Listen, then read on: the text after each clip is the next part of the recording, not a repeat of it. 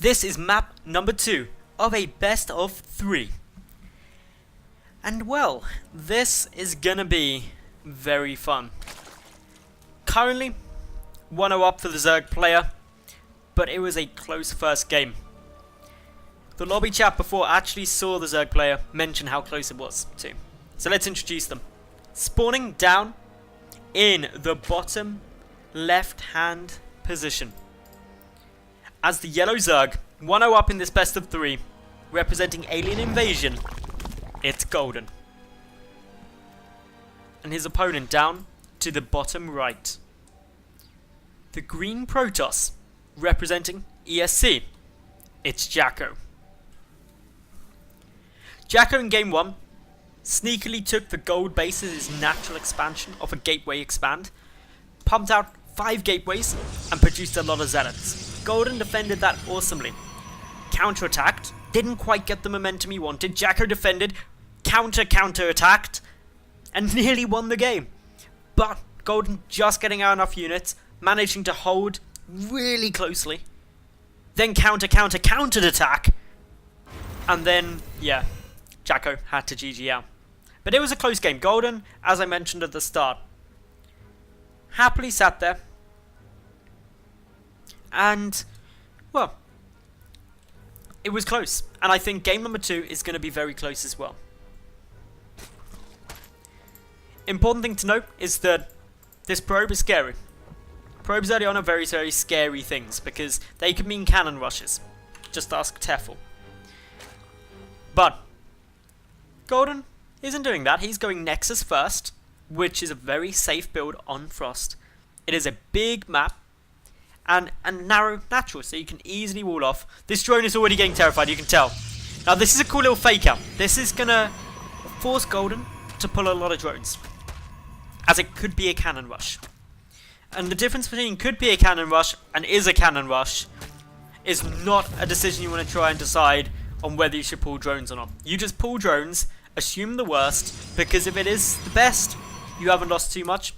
If you don't respond though, and it then is a cannon rush, you die. You die a painful death. Fires like just appear all around you and you just burn. It's terrible. But JackO just getting in the head of his opponent, saying like, I can make you do this. I think the fake cannon rush is kind of like, remember when flip phones were a thing? Some of you may not even remember them, but they were. And you get that text message of that annoying friend of yours, which is just like, you flipped your phone open and all it said was, I just made you flip open your phone. Who's got the power in this relationship, bitch? And you'd be like, ah, that's what a fake cannon rush is like. It's like, I made you pull all your drones. I'm in control of this game. Ugh. I'm in the driver's seat. What are you going to do about it? Well, Golden, he's going to drone. He's going to drone and drone and drone. Because Golden, in this analogy, is the cool kid in the class. He's just like, yeah, whatever. I'm just going to hang here. Everything's fun. Drone away. And that's going to annoy JackO. JackO's like, ugh. I want to bait him into doing something reckless. I want to irritate him. But Golden, not falling for it. Got speed coming out, pulled drones out of gas. Third base should be coming down any moment. Drone already on its way out. JackO coming to check it. He knows these timings. Will the block happen? Yes, it will. Miracle probe. Anytime a probe blocks something, I feel happy for the probe. They can't like sprint to the line. I really wish you had like, probe should have a little ability that served no purpose other than like looking cool, where you could set them on a move command where they'll slide to the end. So they just like roll over to their side and just like skid along the ground. Like in baseball or something. It'd be cool. Anyway, I've gone a bit off topic because JackO, he's going for his Stargate. He's also adding in a Forge. Meanwhile, Golden taking a bit of damage at this third base. Spore Crawler coming down. This is going to force the Mothership Core to be very cautious. Nice little use of a Time Warp there, but unfortunately not enough. Actually, no, the Zerglings not engaging up against the Zeta there. Was that a misclick? Did the Zerglings actually just kill the Queen? That Queen seemed to die way too fast. It must have been a misclick. I'm not sure if I went crazy, but that Zeta, like, took no damage. How? I don't know, but it seemed to. Anyway, Ling's now counter-attacking, but the wall off complete, a sentry in position and a photon cannon on its way through. With a force field, this buys ample time, and things should be safe. With the Queen dead though, this Mothership core could have just kept working away, but realizing that is a lot of Zerglings, need to back away. JackO, looking to be in a very comfortable spot for the moment. He's starting these Phoenix out. Just the one on the field at the moment, and is picking away at Overlords. A Phoenix opening for JackO means that he's able to deny map vision, deny scouting, and harass throughout the mid game. What he's got to be concerned about is how many Lings are out here though. It's why we see a couple of sentries there. The force fields are going to do absolutely good. They completely shut this out and prevent any further pressure. What I'm really interested to see though is JackO's choice of going for the Twilight Council. It's quite early, so it's not just to get +2 out. He's got a plan here. Blink is a possibility. Could also be straight up into High Templar for some kind of charge lock, Archon style play.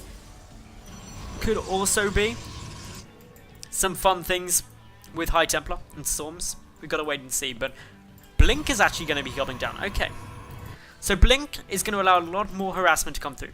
This is going to be the main cliff face that JackO will want to utilize to get up into the main, deal some damage here, blink down there, deal some more damage there, run away. It's a very mobile force, and it'll be interesting to see how Golden responds to it. Phoenix still looking to harass, looking to get anything done where they can, but overall, JackO not really losing much. He's lost one of those Phoenix. I think he must have done 175 resources. Yep, I think for one unit should have been. No, it won't be. It won't be because he lost a pylon, didn't he? Or did he cancel that? I forget. Basically, he's lost less than Golden. Golden, on the other hand, still trying to get something done with these speedlings that he got out early. Hasn't actually scouted the fact that a third base is coming down. This is a sneaky third base. It's just kind of, the probe came down and was just like, don't mind me building this third nexus. Everything's good in the world. Zerglings do now see it though. They're like, oh, what's going on here? How do we miss this? They're going to try and make up for it by getting the council. May be able to succeed. Force field's having to be expended to guard it.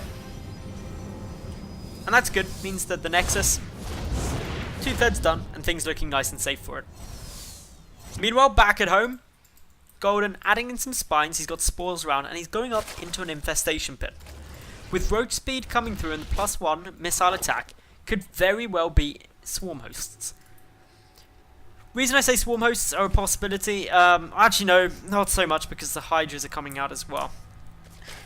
Probably just for Vipers then. Swarm hosts aren't actually bad on Frost as a map, and you can siege up very nicely.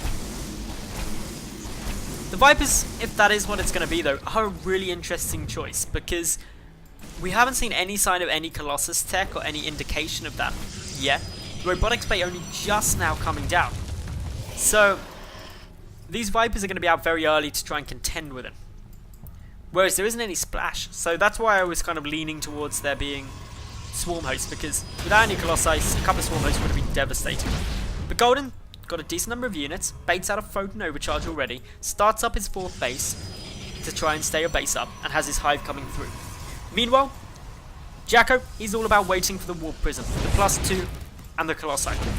Buying his time, getting the benefits of this quick 3rd base for as long as possible. Loneling, patrolling about, making sure that no proxy pylons or anything like that come down. JackO, aiming for a quick Warp Prism. Gonna go for some Zealot harassment most likely. And things really easing off, getting a bit more passive, things looking safe, comfortable, secure for now. 4th base for Golden, getting set up. He's up at 73 drones, whereas JackO, 67 probes. Economically speaking, that's a great spot for JackO. More than enough time. Overseer did come straight past that Warp Prism. I think he knows that it's there. Has pulled over a couple of Hydras. This Warp Prism could be in trouble. I don't think it's going to survive. Won't be able to depower itself in time. Sniped off. Nice pick out there by Golden. Keeps himself safe from any drop play for the near future. Second Colossus is now coming through. plus 3 weapons also on its way. So a big upgrade lead at the moment for Golden. But overall the tech advantage I'd still say is pretty level due to the Vipers coming out now. We've also got the Templar Archives. Those High Templar, critical in dealing with the Viper style composition. Because if the Vipers get hit with the feedback, no abducts mean the Colossi sit at the back and melt face. However, it's again a battle of the spellcasters. If the High Templar get the feedbacks off, Protoss wins.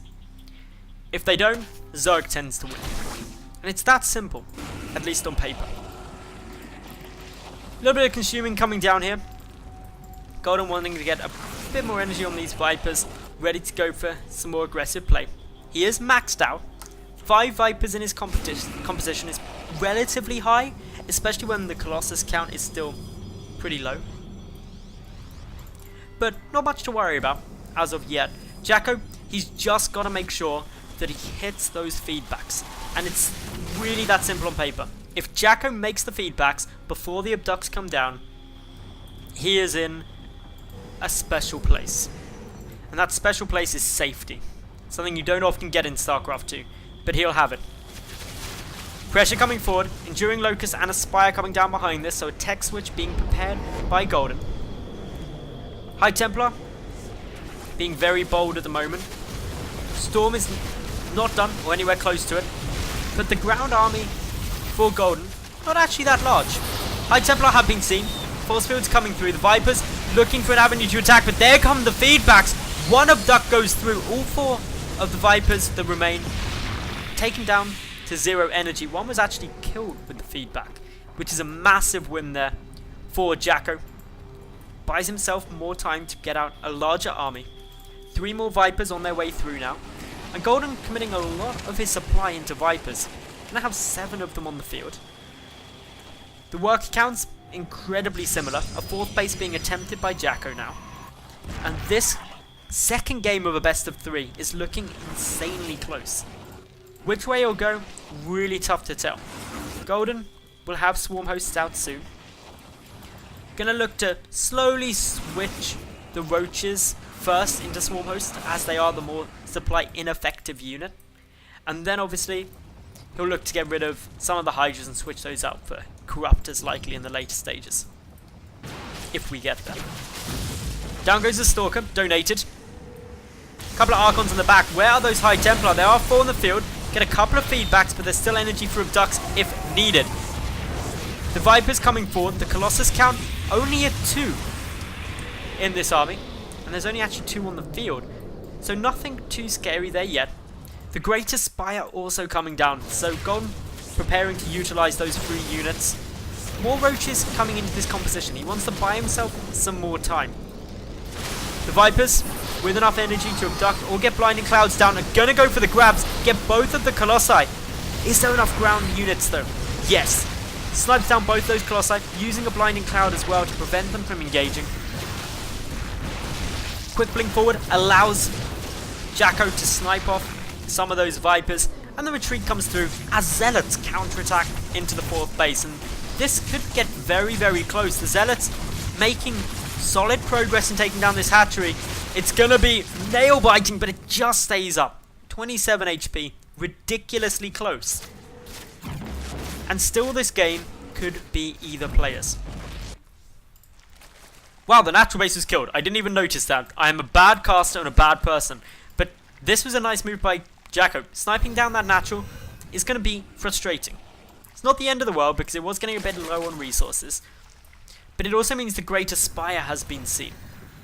The Fleet Beacon is down as well, which means Tempest can be made, and Tempest wreck Broodlords if we ever get that far in. We're 20.5 minutes through, and both armies are looking fairly formidable. First Storms hitting the mark, couple of good feedbacks. One Colossus gets pulled through. No more Storms there. Second Colossus gets abducted. The Corruptors making sure work of it. Golden pressuring forward. A Morphing Archon easily isolated, quickly taken down, and with a lack of splash now, only the Blink Stalkers remain, but they are mounting an impressive defense. Blink Micro to the max there from JackO prevents defeat for now. Also chases down a lot of those Hydras.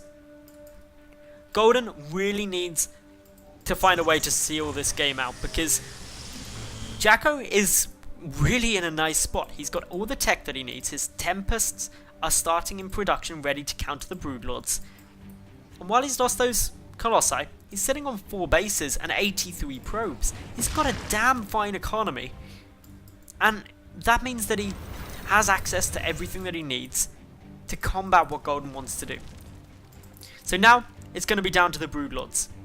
Are they going to be able to deal significant damage before the Tempest count gets too high? And more importantly, what's there to stop the Tempest? There's no Corruptors left, and only 6 Hydralisks. The Abduct on the Tempest is critically important. It has to work.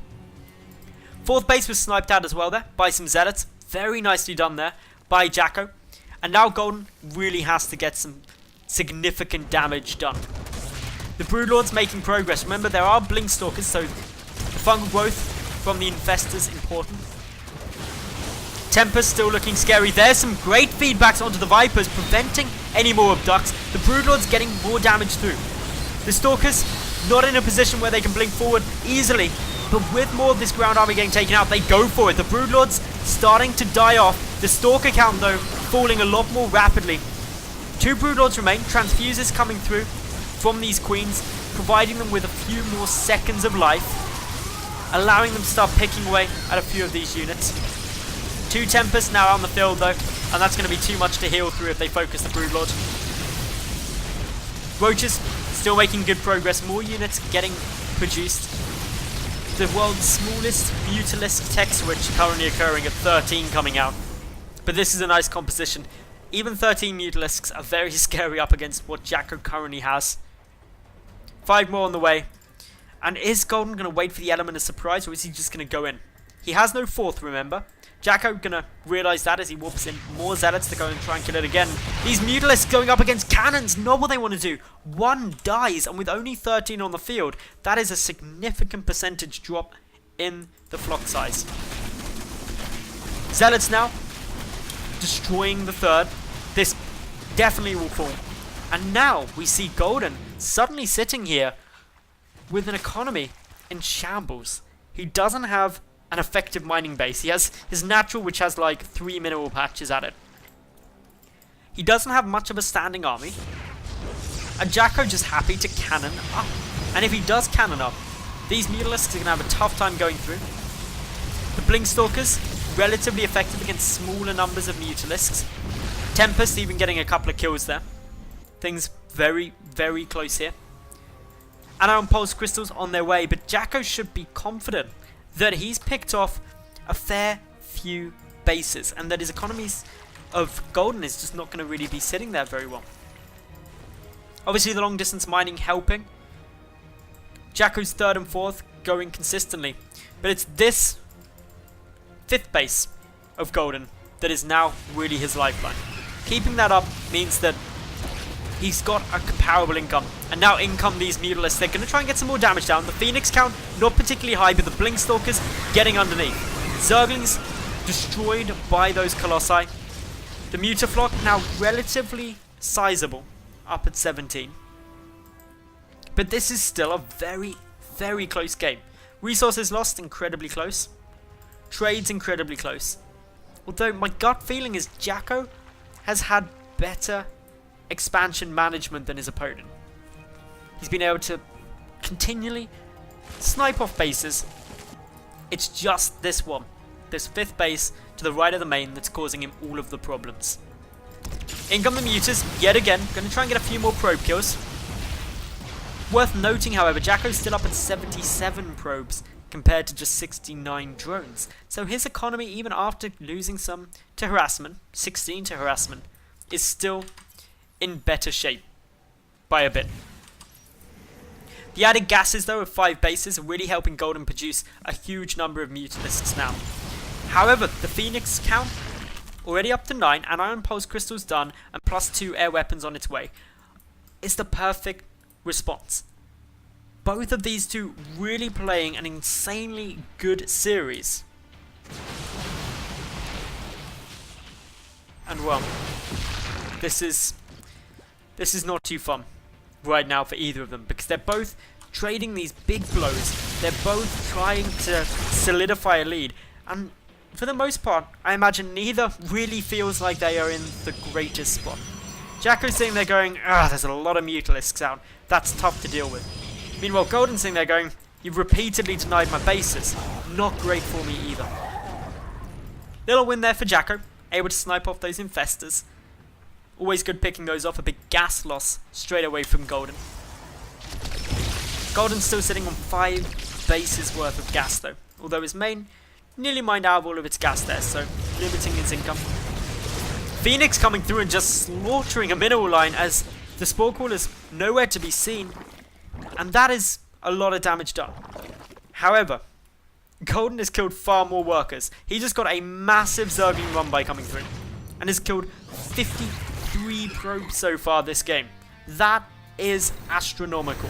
It's giving Golden a decent drone lead now, and that's not really what JackO ever wanted to see.